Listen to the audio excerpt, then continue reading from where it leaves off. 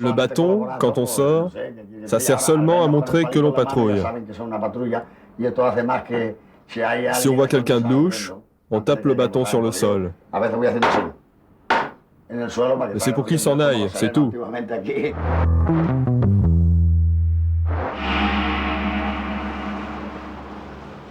Badalona, une ville de la banlieue nord de Barcelone. San Roque, un quartier de 16 000 habitants, la moitié au chômage, un quart analphabète. Ici cohabitent depuis plus de 20 ans gitans et payos, ceux qui ne sont pas gitans, chacun chez soi. Le 18 août dernier, un gitan de 15 ans est mort par overdose. Il était de San Roque. Depuis, les deux communautés se sont unies contre le plus grave fléau qu'ait connu le quartier, l'héroïne. Lui, il a failli attraper le sida en ramassant une seringue. J'ai dû l'amener chez le médecin. Il a fallu l'ausculter, heureusement il n'avait rien. Contre une délinquance en hausse liée à la drogue, les actions coup de poing de la police ont été sans succès. Alors, les habitants du quartier ont pris les choses en main, sous l'autorité de Tio Emilio, le patriarche gitan de San Roque. Chez les gitans, l'âge est synonyme de pouvoir. C'est l'ancien qui fait respecter la ley gitana, la loi gitane.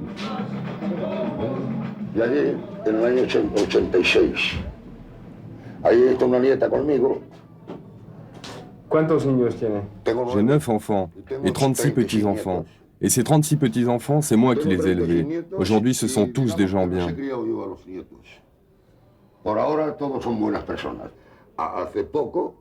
Il y a quelques semaines, les enfants mouraient ici, des gitans comme des payos. On était obligés de descendre dans la rue pour en finir avec la drogue.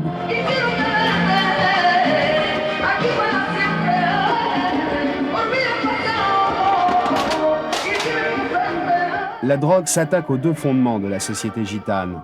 L'enfant qu'elle tue, le patriarche dont l'autorité est désavouée.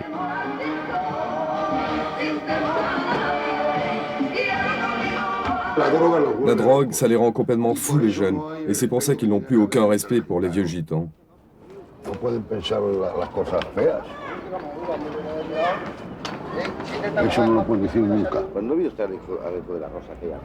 Dans chaque cité dortoir d'Espagne, il existe encore un lieu de conversation et de débat, l'association des voisins. À San Roque, c'est un territoire neutre où gitans et payos règlent les problèmes communs. Ici, depuis août, c'est la loi gitane. Le dealer surpris en train de vendre dans le quartier est sommé d'arrêter. S'il récidive, son appartement est saccagé et pour lui, c'est l'expulsion pure et simple. On en a chopé un hier soir. Maintenant, il ne rôde plus dans le quartier. Vous avez mis combien de temps à le choper? Pendant 3 jours, on s'est cachés comme des lapins. Et on a fini par l'attraper. Et vous dormiez dehors? Bien sûr. On s'était cachés sur un banc. On a cerné sa maison. Dans la loi espagnole, aucun texte n'interdit nos patrouilles, tant qu'elles restent pacifiques. Et on n'est pas des terroristes, on est pacifiques.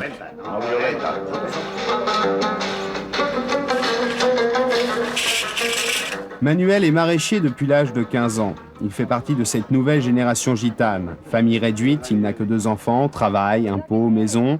Selon lui, protéger les gitans de la drogue, les vendeurs comme les consommateurs, passe par leur insertion dans la société des payos. Si on leur donnait un travail, les jeunes ne penseraient pas à toucher à la drogue. Mais comme ils traînent toujours dans la rue, ils finissent par y toucher et ils deviennent accros.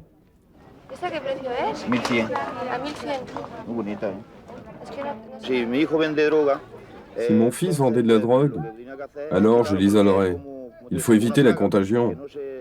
Sinon, c'est ma famille tout entière qui risque d'être touchée. J'irai même jusqu'à l'enfermer s'il le faut.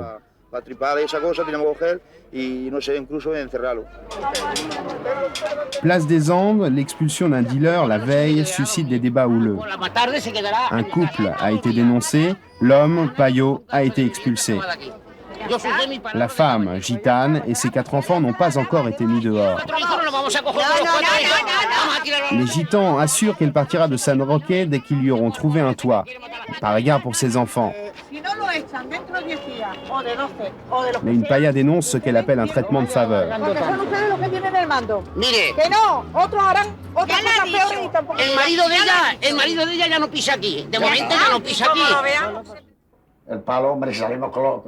Le bâton, quand on sort, ça sert seulement à montrer que l'on patrouille. Si on voit quelqu'un de louche, on tape le bâton sur le sol. Et c'est pour qu'il s'en aille, c'est tout. Il est 22 heures. Pedro et sa femme, Payos, vont rejoindre leur patrouille. Depuis le 18 août, chaque soir, 10 groupes d'une quinzaine de personnes sillonnent le quartier. Gitans d'un côté, Payos de l'autre. 3 expulsions musclées et des patrouilles quotidiennes ont porté leurs fruits, les rues sont calmes, la ronde se fait dans la bonne humeur.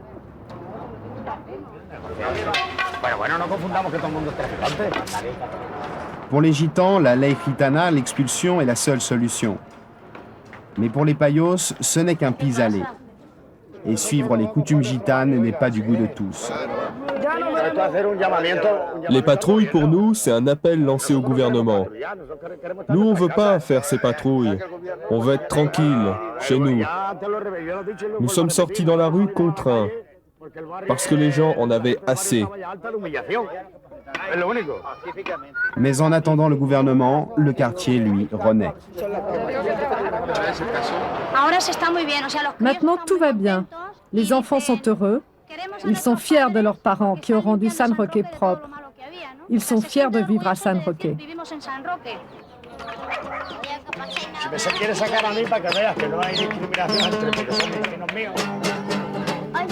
Les dealers ne vendent plus dans San Roque, mais ils sont aux portes du quartier. Et l'hiver qui approche videra sans doute les rangs des patrouilles. Une réalité qu'on préfère oublier.